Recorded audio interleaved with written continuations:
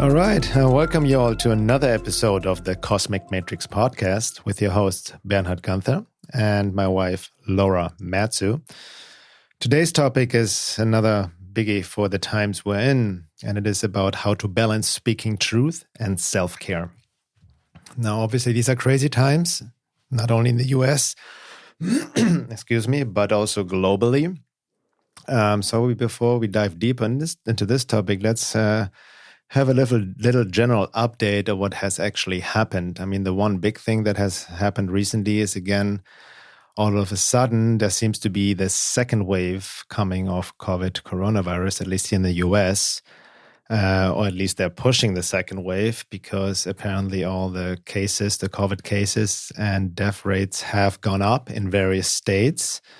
But again, people who follow our work and what we've written about and posted about, there are legitimate questions to be asked about the numbers, the case numbers, even the tests, how valid they are and all of that. And there seems to be obviously a political agenda behind all of this. Even here in California, they mandated or made, again, wearing masks mandatory, and in other states as well. And there's a whole division within the population, people reinforcing want people to wear masks and other people no. It's against our liberty, and they don't protect us anyway. So a lot of stuff is going on, but other things have happened as well. Yeah, I think the last podcast we did, that was just the beginning of all of these riots and race wars, basically socially engineered race wars, which was definitely a topic very close to my own heart because I've healed a lot of issues around racism in my own journey. And I don't know, it just felt really icky to find out how the Democrats will kind of use these unhealed issues around race to push their own political agenda. And so we saw the tearing down of statues and we saw the defacing of statues. And then Chaz, now known as CHOP, has the autonomous zone in Seattle started up. And all sorts of craziness. I've had to take breaks just in the past couple of days from checking on Twitter just because I need to balance it with self-care, basically. So that's kind of the inspiration for this podcast as well. Oh, and a big thing too is the exoneration of General Flynn. So if you don't know who General Flynn is or who we're talking about yet, he's at the center of this whole Spygate, Obamagate, Russian collusion scandal. So I highly recommend you to find out more information about that. You can research the Epoch Times, EPOCH Times. Go to their website directly, searching for Spygate. They also have a really great 2-part documentary, which was, if you go on Google and search for Epoch Times Spygate, you're actually going to get a bunch of doctored search results. It's not going to lead you to their channel, but you can go directly to their channel where they share information on that, which is called Declassified. And there's a 2-part documentary as well as weekly or biweekly updates that kind of inform people about that. So I highly recommend checking that out. Because the reason why it's important that he got exonerated is because he was the main guy who they tried to frame at the center of the Russian collusion scandal. And he was a 3-star general, very highly respected, and Obama really didn't like him.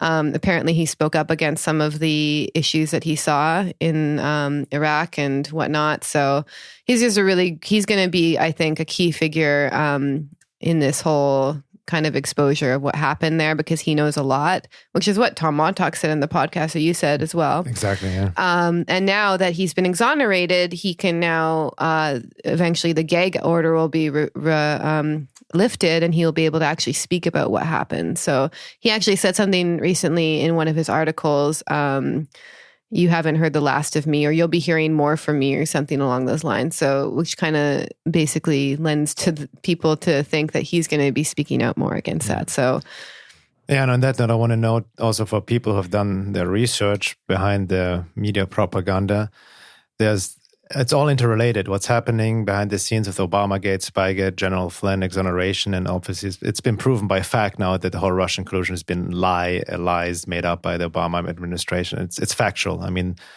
meaning legally, the cabal, exactly the cabal controlled mainstream media still trying to ignore, deny, but something is brewing, and it's all interrelated with everything else that's been happening with COVID, the protests, the BLM, the Antifa, all of that. And it's no surprise again that I think it was almost around the week General Flynn got exonerated. All of a sudden, boom, we are being told there's a second wave and people freaking out. So attention is being put away. The race was almost basically no protest anymore. And boom, we are back into the pandemic, so to speak, quote unquote pandemic. So a lot of that is the political maneuvers happening, and much of it has really not to do, being concerned for our health. But, that's a topic on its own, but it's all interrelated. So we need to really be very, very discerning regarding the mainstream news.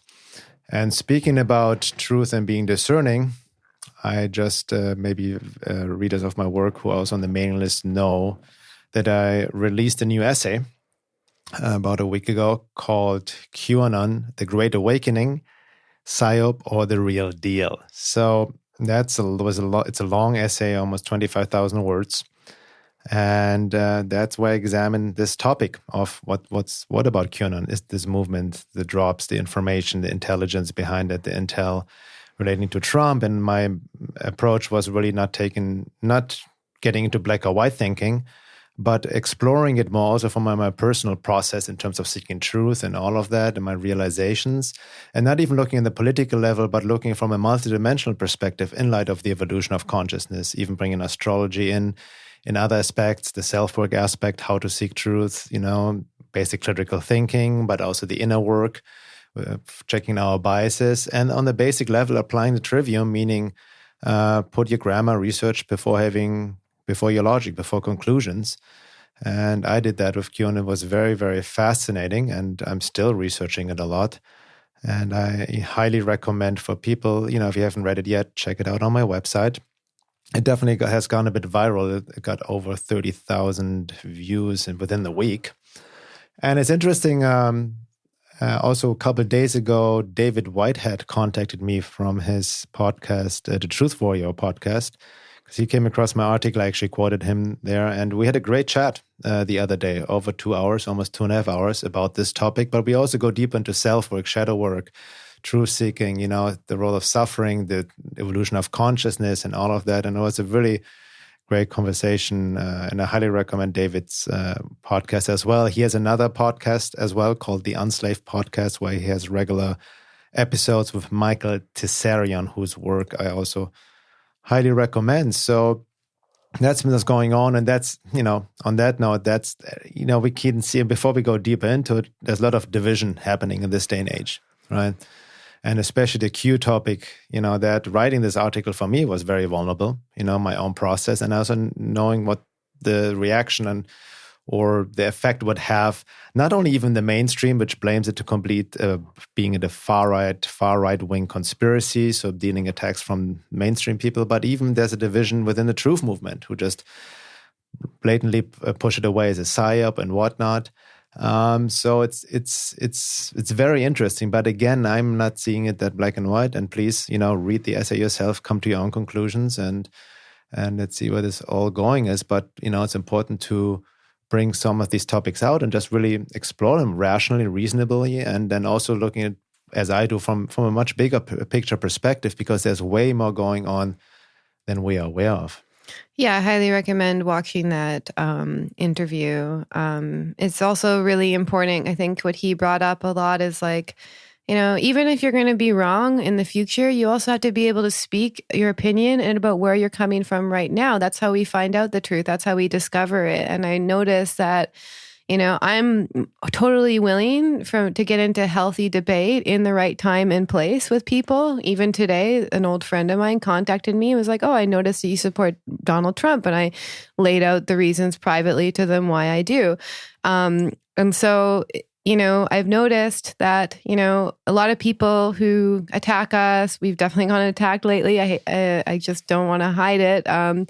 they personally attack us or they come up with straw man arguments. And that's not the people I want to engage in a conversation with. And I'm more than willing to respect people where they're at and how they feel, because to be honest, a lot of the views that a lot of people hold and come at me with, I held as well.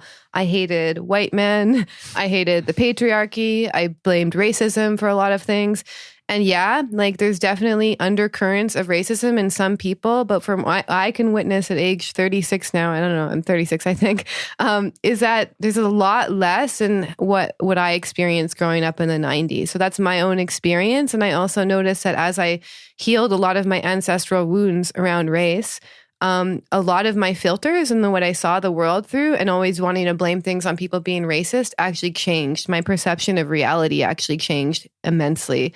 So anyway, that's a whole other topic on its own. I also want to bring up what we've been working on personally, because we are in the midst of designing a way more exclusive offer in the next few months.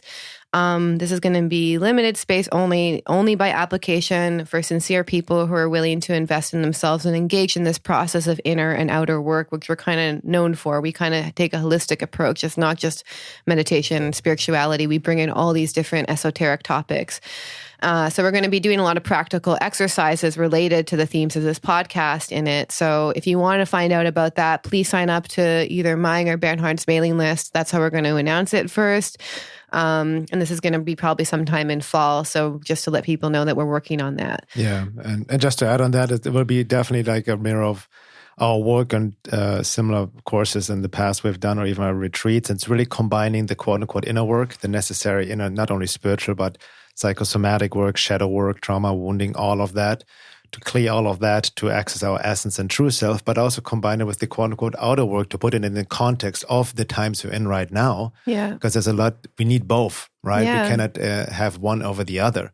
And that's, I see the problem, and I've written this in past essays and articles, so we've even talked about it in podcasts before. There's usually like people are just on the inner work or spiritual work, but they don't have understanding how the quote-unquote matrix outer world operates, right? Or don't even understand the basics of critical thinking and all of that. So we need to train the mind on some level. Or we the opposite, and people are kind of completely lost or just in the conspiracy world, externalizing and everything.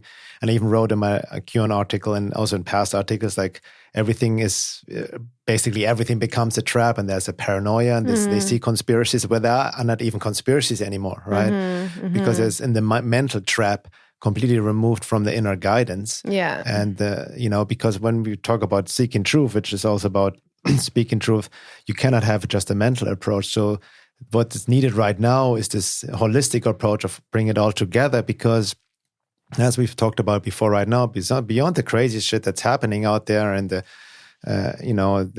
New World Order, the Matrix climbing down, there's an opportunity right now. There's a huge opportunity. There's something like a silver lining, and it's like a transformation happening. It's a birth at the same time, but you can easily get lost in a very negative, nihilistic view if you just, get stuck in the head about it. So we need to really bring it all to the holistic practice. And then with this program, which we also want to reach at this point, people who are very sincere, who want to go there and are committed, because that's very much needed, that sincerity in this day and age. And it will be by application only, and only for a limited amount of people. And we will announce it, as Laura said, in a few months. Yeah, and just during these times, it's also just important to always balance, maybe I'm saying that from a Libra perspective, but we have to balance it, right? Like, and the way that we do this is by tuning into our body and listening to the wisdom of our body. And so what you just spoke about, this kind of like head-centered focus, is often very cut off from the wisdom of the body. And I think if you go into deeper meditations, you would be surprised, to say the least, at how much fear we hold in our body. And this is not just certain individuals who have trauma. It's almost everyone. It's almost like a part of the essence of like being human and stepping into the unknown from day to day. No matter how much we try and organize our lives in such a way that we have security and we have these basic modes of being and trying to just create safety. Every single day is a new day. And especially now during these times of great change, we never know what's going to happen. So it's important to always balance, because a lot of the things that we've seen, especially intentionally in the mainstream media, are very traumatic, very difficult to witness. We have to notice how that impacts our body and to be able to integrate those experiences by feeling into it, witnessing it, feeling it, processing it to completion. Because if we don't do that, we're going to keep holding on and almost creating this like backlog and armor. A lot of us are actually very cut off from even feeling our feelings to begin with. We don't even realize how much this stuff is impacting us. So we have to be able to process this, especially in the moment when it happens. Like, I think it's Gabor Mate wrote an article recently, like the most important thing that you can do right now, in his view, is to feel your feelings. I would say there's a lot more things we need to do than just that, but it's really an important part of the process from a psychosomatic perspective. So, first of all, should we get into the topic? What does it mean when you speak truth? So what does it actually mean to speak truth? Because truth, what is truth? I mean, we can get all philosophical now, right? What is the truth? And we're not talking about the absolute truth, because the ultimate truth cannot be realized through the mind. It's not an intellectual understanding. It's not a thought. It's it's an inner realization, of the divine within. So that would be the absolute quote unquote truth. But the process of awakening, is we all have our subjective filter. So we all approach it subjectively. We look through our perceptions, as Laura mentioned. We have all our, belief structure, belief systems, or ideas and perceptions we view the world through, right? So everybody has a different version of that. So nobody has the whole truth, the absolute truth. Everybody, depending also on your inner work, depends how much quote-unquote objective truth you can access, because a lot of the way we perceive the world, even when we seek truth, and I go into more this deeper in my article, in my essay regarding QAnon, which I talk about this whole process of seeking truth, because if you've done not our inner work, as Laura said, it can be clouded or filtered throughout the feelings we haven't processed, our biases, our wishful thinking, our projections, our triggers, and then, only see what we want to see, and then fall into all kinds of fallacies, cherry picking, straw, and whatever it may be, to rationalize the conclusions we already have, and we don't become truly open-minded. So, speaking truth ultimately also means it's a process, first of all, understanding, and ability to speak truth on a basic level. The way I see it is just be authentic. Yeah, the authenticity is key. I mean, if that's something that you value to begin with, I know for myself that one of my flaws in the past was trying to be liked by everyone, get along with everyone. It's just not the truth. And that actually led me to living a life that wasn't in alignment with who I truly was. So I realized I had to determine, do I value getting along with everyone, or do I value being authentic? This is something we're going to get into a little bit later. But some insight I actually had, while listening to your podcast with David Whitehead, that, it's important to stand up for what you believe in, even if you're wrong in the future. Like in the past, I totally believe that if you weren't vegan, then you were destroying the planet and you were a terrible person. I totally believed a lot of things, which I don't believe anymore now. But it was actually important for me to speak that truth as I was in it, basically, because I was in a process of discovery, and we're all in the process of discovery. If I go through some of the old articles that I written and updated them to how I feel now, I would have to change a lot of things. So it's always this process of discovery.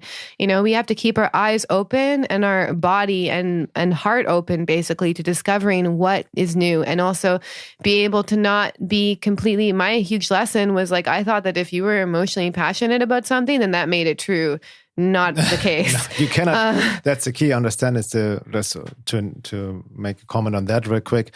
Who's going to go deep about what you talked about, the necessity to feel all your feelings and process emotions, but you cannot necessarily trust all your feelings. They can become very reactive, and mistake emotional, reactions for truth, which is, maybe related to something completely different, but not with the facts at hand, for example. Yeah, exactly. So it's really important to, if you value authenticity, if you don't value authenticity, then you need to just ignore what I'm saying. But if you do value authenticity and authentic relationships, then it is important to be honest with how you're feeling and learn how to express that. And it is a difficult process. It's so much easier said than done, you know? And that's why it's also important to balance that with some necessary self-care. Like almost every day after I make a post and it gets a lot of like eyes on it and a lot of like traction, I have to do yoga and meditation to release it, because there's a lot of anxiety and fear that comes up with it. Like, I mean, I've spent a lot of my life pretending I was stupid, pretending I believe things I didn't want to believe in order to get along with people. And so that's very uncomfortable for me to start being honest. And that's something that I have to process myself, you know? And also some insights come up as well. When I balance it out with the self-care, I also adjust myself a little bit. I'll be like, okay, I can see where I was coming from there, but then I have a new insight that also leads me into a new direction. So this is like the balance of outer and inner work. Like I speak something that's really true and real for me, you know, and then I meditate with it, and then maybe I make little adjustments, and that's how we can kind of like constantly kind of check ourselves while also being able to take care of ourselves and release any fears or anxieties that come up from going through this process. Exactly. And bringing back, that's exactly what I wrote in my article. I talked to David as well. By the way, the podcast, you can find it on my website, veilofreality.com, under videos. It's embedded there. Or you go to my YouTube channel, Time of Transition YouTube channel, and it's in the interview section. Veil of Reality YouTube channel, no? The Veil of Reality, but it's called / Oh, okay. Honestly, like, just go to my website. I'm confused myself right now. I think I don't know which YouTube channel is on, but it's on my website. And I send it out to the email list as well. Yeah. But I wanted to say what David and I talked about, exactly what you mentioned, the whole seeking truth. It's like the refinement. It's not just necessarily you change all your mind and your beliefs, but it's refining, right? Like I mentioned many times before, the process of awakening is not this linear road up. It's a spiral out, in and out, and then widening in all levels. So it's deeply, the way you can perceive truth is not a mental process, not an intellectual research, but it's related to your level of being.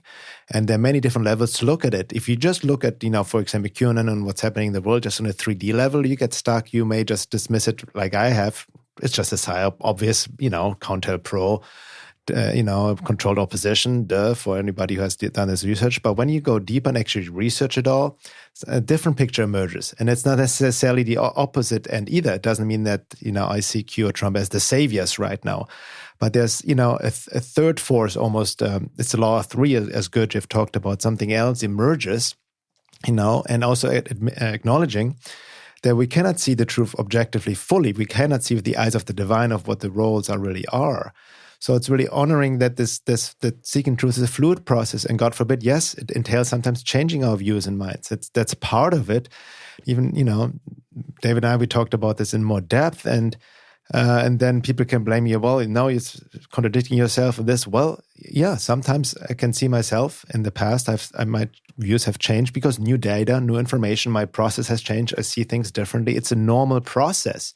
And I can say, if you still have the same views and beliefs like 5 years ago, then it's time to reevaluate your life, because it keeps completely changing. And it's not like you mentioned, it's not drastical changing. It's just a refinement, very subtle, actually. Oh, mine has been drastic. It can be drastic as well, but I'm saying it's not. It can be very drastic for some people, but it's most often more just like refinement is the best word I can use right now. And like you mentioned, like speak the truth, but I will never claim to know the whole truth, right? Yeah, if we wait until we are like omniscient, enlightened, and know everything, then nobody's speaking anything. Yeah, basically seeking truth is like a sign of growth, So that's what I see it, or not seeking truth. So like changing views is a sign of growth in my views. Like if you look at a lot of people who who are older, who are very dogmatic, who never change, same people, they usually are super fixed in their sense of reality. That actually shows in their astrology chart as well. By the way, lots of people who are very earth heavy in their astrology chart, they're slow to change, and that's just the way that they are. But like for me, it's also just like every single day is a new day. I don't even know the person I'm going to be tomorrow. That's the point we're at right now. So I really want to bring it back to this kind of like seasonal point that we're in.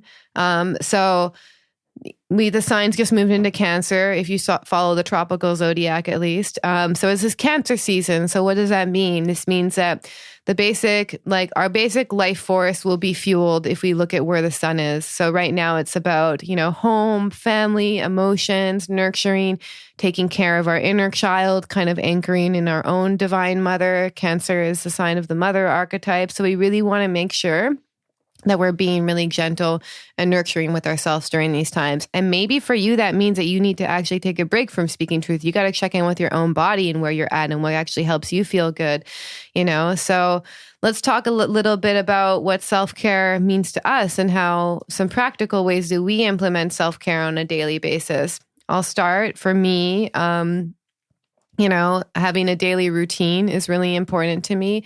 So I do about an hour of yoga a day, like 5 days a week right now. I do close to an hour of meditation every single day as well. I also engage, this is an act of self-care for me, is doing tarot cards and divination so I can kind of connect to the overall energies, and just having a start date and the end date to the time that I spend on the computer is really important to me. So really distancing myself from all the craziness, from all the information. That's how I take care of myself. And obviously on a basic level, maybe not so obvious to some people, self-care also most fundamentally means having a secure home base, having the right diet, like all of these basic things. You need your root chakra basically taken care of. So you need your right livelihood. If you're struggling to make ends meet right now, a lot of people are, like, some of these really basic needs need to be figured out. If your body is unhealthy, you got to go figure out your health problems and where those are coming from. All of these are really the basics of self-care. You can meditate all you want, but if you're ignoring some basic health issue, or if your diet is not the right diet for you, that's going to impact all other areas, So really looking at your health holistically, I think, is also how you can kind of be your own parent in a sense, you need to look at, if you were your own mother, where would you start taking care of yourself? Yeah, that's very important right now. That's a good point with the Cancer season, the home.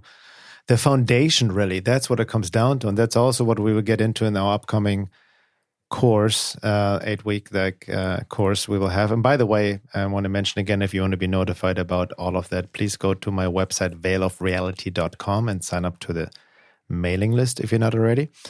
But that foundation, even I've worked, you've worked with many people, myself included, be it one-on-ones or in groups, or the courses we already held, or retreats. I've seen a lot of people, especially in this day and age, especially with my work, I go a lot into the occult, esoteric, the fringe and whatnot. And people want to jump right away into this kind of stuff without having the foundation. Mm-hmm. And there's a danger in that. Yeah. I noticed there's a danger. I've seen, I talked about people, misconstrue the whole hyperdimensional topic. Then they blame entities and see entities where there are no entities and all of that. Or even with basic spiritual esoteric work, it's been known, in the esoteric traditions and teachings, that before you can actually dive into the higher work, the great work of the alchemist, so to speak, you need to have a good basic physical foundation in the physical world. Yeah, exactly. Instead of escaping the world, it's about taking responsibility to being here. That ties into your livelihood, and that also ties into working for your program, because there's a lot of people then blaming, again, the matrix for the issues, money issues and whatnot. And obviously we're being controlled here and there, but it's the matrix runs on the scarcity program, right? On the poverty program, and externalizing everything. And right now there's actually an opportunity to become more self-responsibility, to take the life in our own hands, even if because of everything happened, you get laid off or job, issues and all of that. There's an opportunity right now. We have to become anti-fragile and seize the moment. This is the time for warriors. Yeah. To really realize yourself. Yeah, exactly. You need to have the right foundation. They talk about this in Buddhism as well. If you even look at the basic chakras and how they start with the root chakra. This is all about security, home, resources. It doesn't mean, that you have to be rich to get into spiritual stuff, which is also a fallacy that people like to bring up a lot. But you have to have that basic part of your life covered because, I'm speaking from experience, by the way, because I was traveling around a lot. I was totally ungrounded. I was also in debt, I went consciously into debt because I felt that I was traveling to India, doing my yoga teacher training, etc. But you need to have that basic sense of security because otherwise your nervous system and your survival mode will be kicked in. If you're worried about how you're going to feed yourself, where you're going to live, you need to take care of that first. As unfun as that sounds, as spirituality, you want to go away to retreat and do ceremonies or whatever, but the basic 3D stuff needs to be handled, because that will be in the background of your mind if it's not. So this is kind of like just touching on what you said, the danger of going into deeper emotional or spiritual or getting into occult stuff before you figure out your life, Jordan Peterson is really a big fan of that concept. He's talking about like cleaning your room. And where is Jordan Peterson now, by the way, now that all his prophecies are coming true? Yeah. Anyway, so can I just get back onto the track of topic? Yeah, totally. Yeah. So going back to this topic, self-care for me is huge in the area of boundaries. So I have, my own value system, which I live by. And I don't expect everyone to have the same values of me. Of course not, but I do expect, if you're in my friend group, even if you're my Facebook friend, a certain level of respect. So if someone wants to attack me, call me names or whatever, especially during these times, even if I've known you for 10 years, I might let a couple passive aggressive comments kind of go by. But eventually there's going to be a point, be like, I'm sorry, if this is how you want to treat me, I don't want to be friends with you. That's all there is to it, And, it doesn't mean I hate you. It doesn't mean I don't, respect the part of your journey you're on. It's just that if you can't meet me with the same basic level of respect that I'm meeting you, then that's not, to me, a fair friendship. I'm really about this equal energy exchange. So boundaries is really important because the number one thing I notice too when people are speaking truth and kind of sharing maybe unpopular opinions, I guess you could call them, is that people will personally attack them, being like, I can't believe you said this, you're a terrible person, or whatever they say, and then they'll engage with that person, which is totally your right to do so, but just ask yourself, like, is this a treatment I allow in my life? It's like, I forget who says this, like, like people will treat you in as much as what's the quote? I'm forgetting it, but basically that like you accept the love that you think that you deserve. So if you think that you deserve to be talked down on, attacked or whatever, if there's a part of you that's kind of running that like I'm worthless, I'm crappy, then you're going to just engage with people, and that in fact you're going to believe the things that they say about you, which is even more harmful. So we have to really look at our own self-worth issues. Like this is why speaking truth and inner work is totally correlated, because it's going to bring up our self-worth issues or whatever. That's also why it's important to understand, like some battles are not worth fighting. We need to choose our battles wisely. We're going into Mars and we just went into Mars and Aries season. Aries is definitely very direct, very sure about itself, a very fiery sign. So is Mars is actually in its home sign in Aries, according to some astrology systems.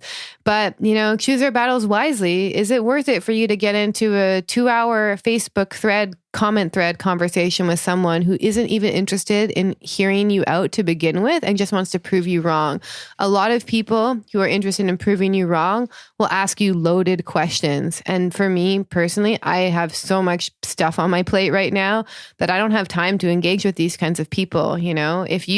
I'm sorry, if you don't like my writing and work, the amazing thing about the internet is you could literally just unfriend me and stop reading my stuff. But the people who get very triggered, they really want to focus on you. In fact, I've had people who I've unfriended who just refriend me again. It's like, you're getting so triggered by my work. So obviously there's something in them that is actually compelled to my work, yet at the same time wants to attack me for it. You can totally read my work. A lot of my posts are public. I'm totally fine with that.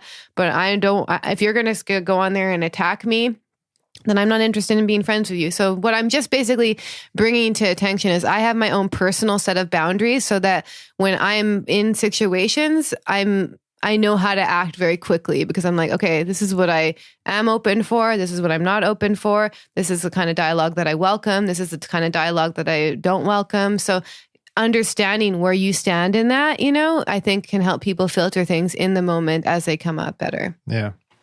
Excellent. So, I want to expand on that a little bit as well from my experience, because as Laura just mentioned, a big part of self-care is having appropriate boundaries, right? And especially if you're on social media, especially in this day and age, the luge fest out there, it can be tricky because this is the time, like you said, to speak up, to speak truth. It's important. I see a lot of people, understandably, because it's also a vulnerable process for me, every time I share something, because in our position, especially, we get a lot of attacks, psychic attacks, projections, and all of that. So it's not easy to navigate, to be in that warrior state.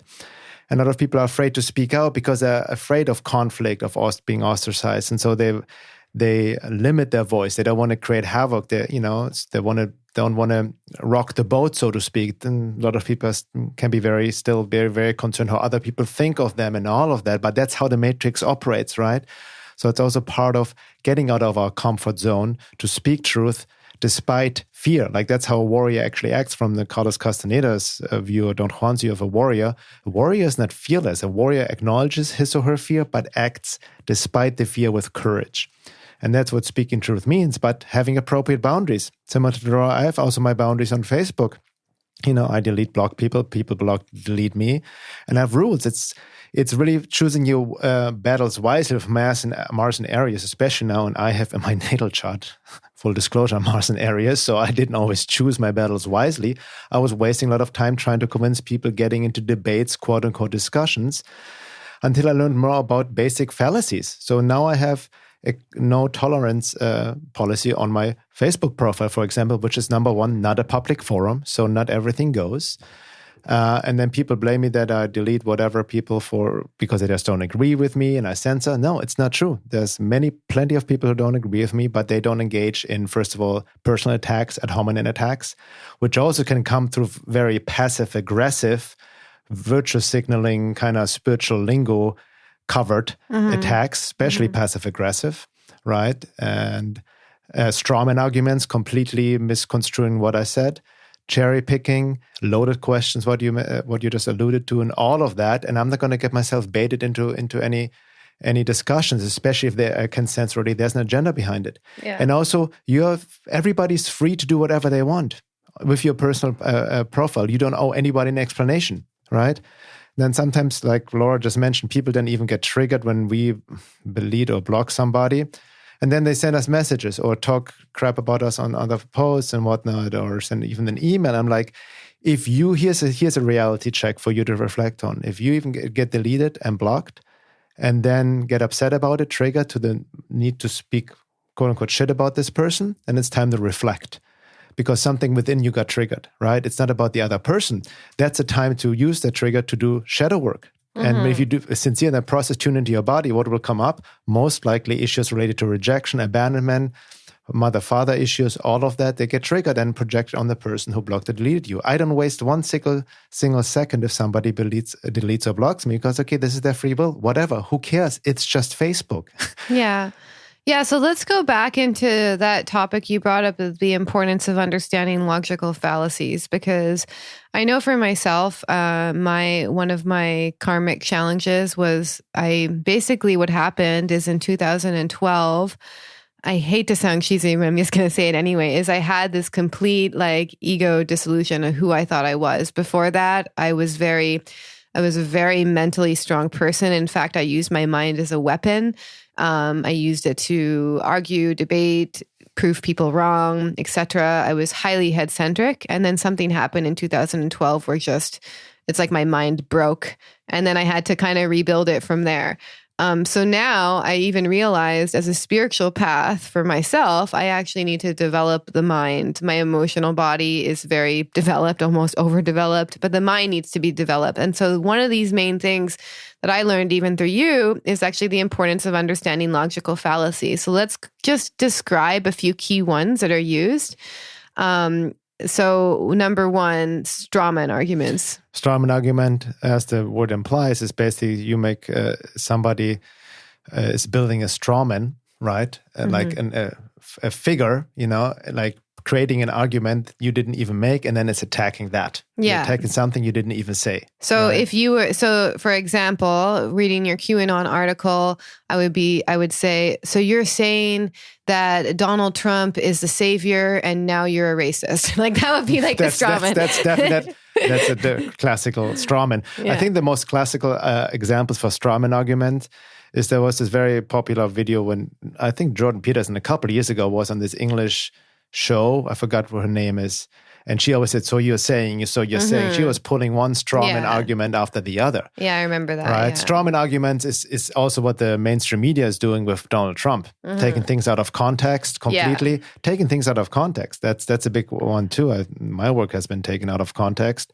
Yeah. So that's strawman argument is basically attacking something you didn't even say or didn't imply. Right? So that's the number one. So that's then the number two. Number one, it's all then debate ad hominem means basically personal attacks, character assassination. So let me just be clear with that. So the number two logical fallacy people engage with are ad hominem attacks. So that can be like very direct, but like you're a stupid blah, blah, blah, like idiot or whatever. It happens all the time, especially from people on the left.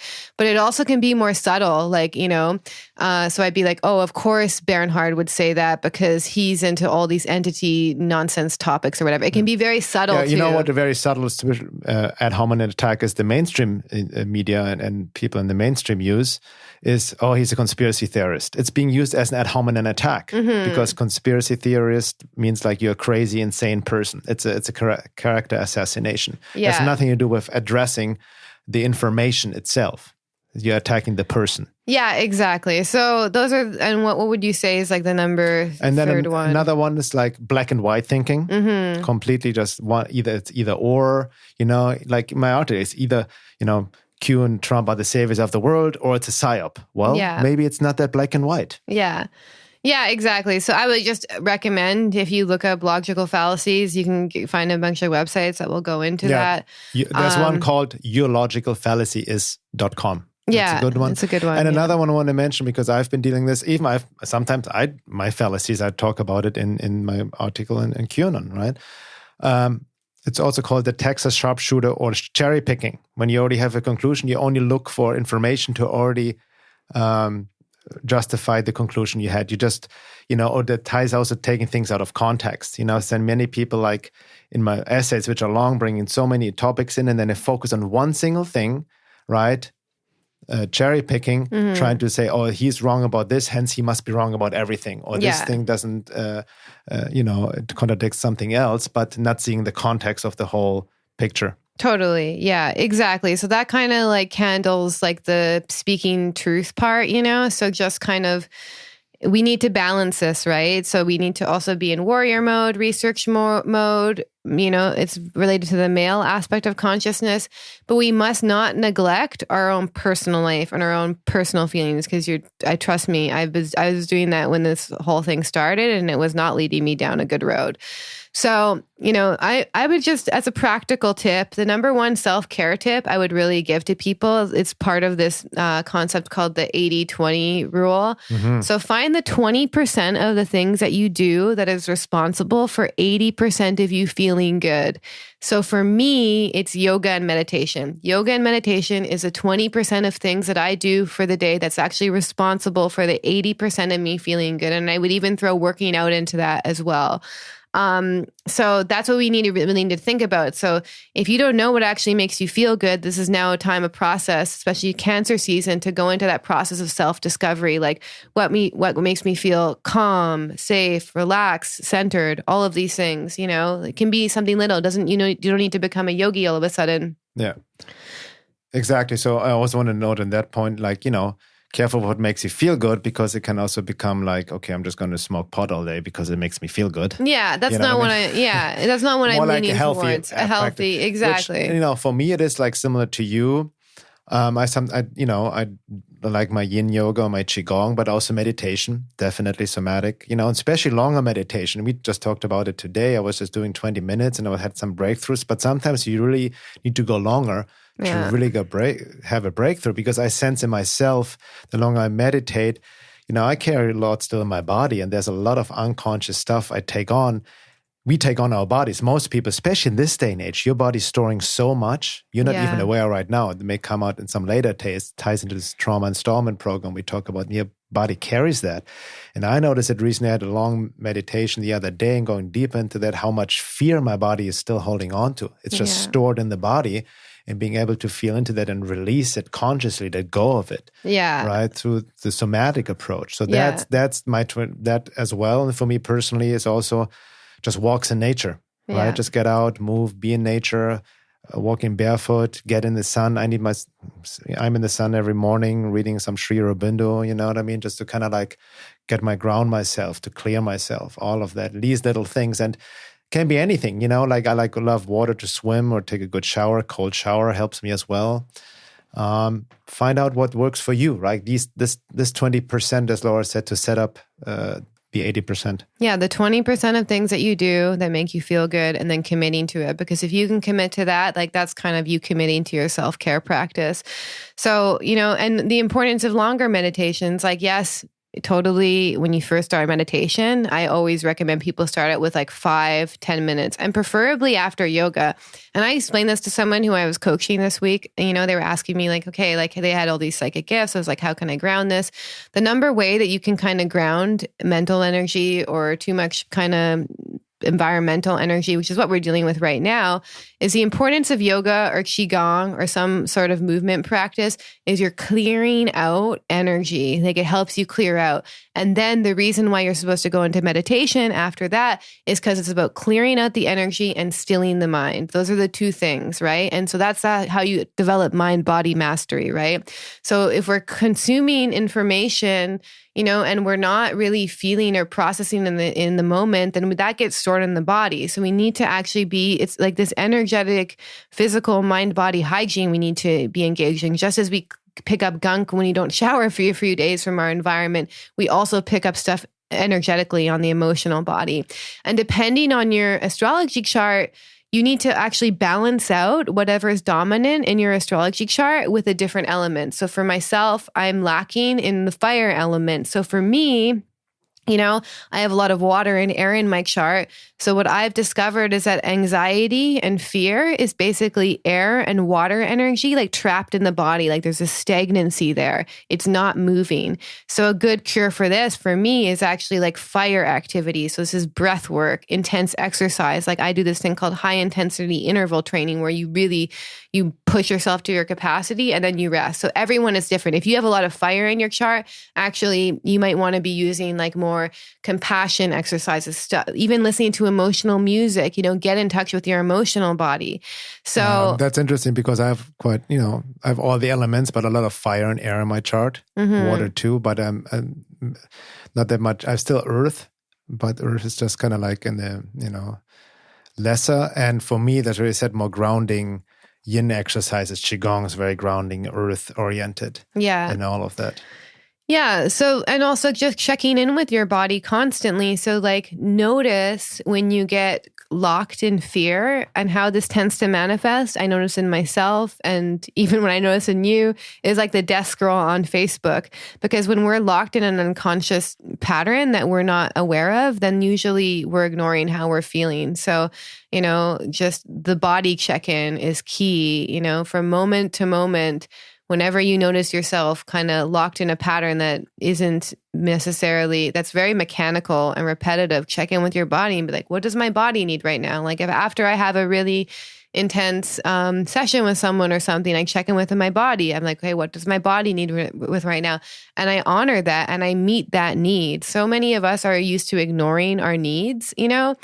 A good practice is anytime you have a need come up, anytime you feel thirsty or go to the bathroom, practice actually meeting that need, and you'll notice how much we actually are kind of almost programmed to ignore our needs. So, okay, so that's your homework before we close. One of the homeworks to check, like again, what are the 20% things you can do that are responsible for the 80% of feeling good? Like to really like consciously have some practices, exercises that make you feel good and grounded in this day and age, you know, beyond the whole mental approach, you know, and fixation on the world right now. Yeah. So another one would be really like, well, let me just make that clear to people. This is kind of a new thing. So we really want to kind of encourage you into practical action. So rather than just listening to this podcast and just taking it in and then forgetting about it, so we're going to ask you as a homework exercise, what are some ways that make you feel safe, relaxed, and nurtured? What are some ways that you can meet your emotional needs?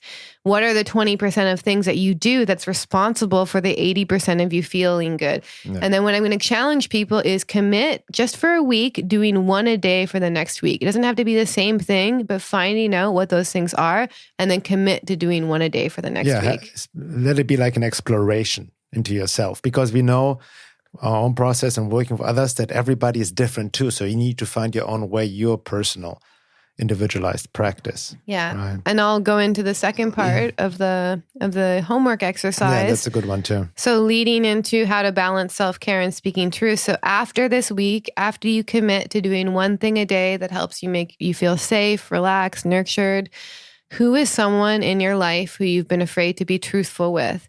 And after you do this week of self-care, commit to having one honest conversation with that person at the end of this week. So we'll see how people go. Leave your comments on the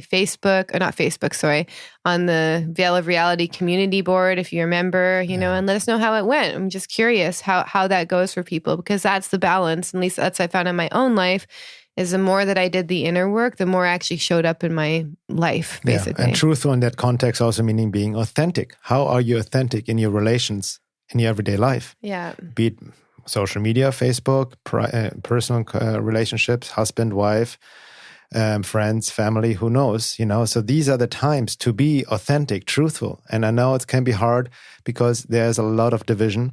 Some of it, a lot of division, divide and conquer created out there by psyops and all of that artificially, as we know. But there's a natural, I feel, division, quote unquote, happening, a splitting, because we need to stay true to ourselves. And there's a cleansing happening of relationships that just simply don't work anymore, connections, and letting them go for new to come enter. And we experience this in our own lives. And this is the times we're in, and not holding on to the old, right? So contemplate or meditate on that as well. What does it mean for you to be truthful and authentic? Mm-hmm. Yeah, exactly. So, I think that almost closes up our first hour. And in the second hour, we're going to go into really talking about a deeper understanding of cognitive dissonance, how it's important to understand we can't just reach people just by sharing information. We're going to talk more about authenticity versus attachment. Really about this verge of this new era that we're on and the friend cleansing going on. And then again, going up to this topic of self-care, what I call the great friend cleanse of 2020, and just this painful birth that we're going through. Like, we have to really understand we're at the beginning of a new era. So we're going to go deeper into that as well. So yes, the second hour, as always, is available for members, and you can sign up if you haven't already at my website, veilofreality.com. The membership gives you access to all the podcasts and all the second hours of all podcasts, as well as to the membership forum. And also, if you have not signed up to my mailing list, please do so at my website as well, to be notified about future content and also the courses and offerings we have mentioned in this podcast. And there's a lot in the works behind the scenes.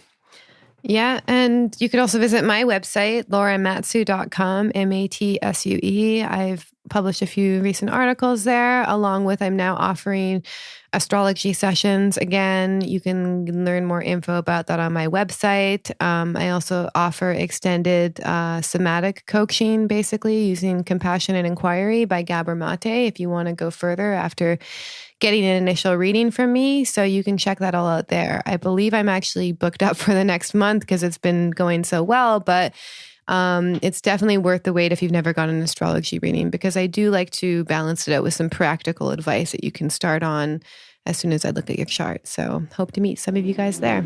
All right, you guys. See you in the second hour.